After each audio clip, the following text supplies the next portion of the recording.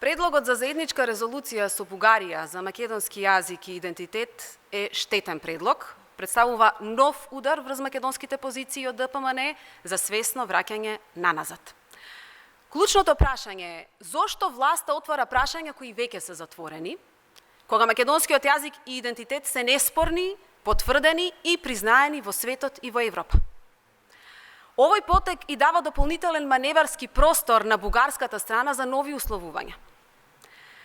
ДПМН нема никакво влијание во Европскиот парламент, ниту сојузници, што се потврди со гласањето за извештајот. Ваквата резолуција би значила нов пораз во Европскиот парламент. Штетни и исклучиво за тесно политички интереси се овие непромислени политики на ДПМН, со кои самите го оспоруваат она што веќе никој не го оспорува. Прашањето е дали ДПМН свесно сака да ја втурне државата од пораз во пораз, а за потребите на својата кампања.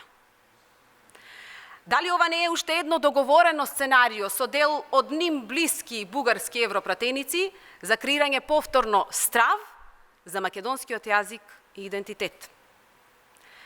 Штетите кои се прават со овие ДПМН-евски политики ќе бидат трајни.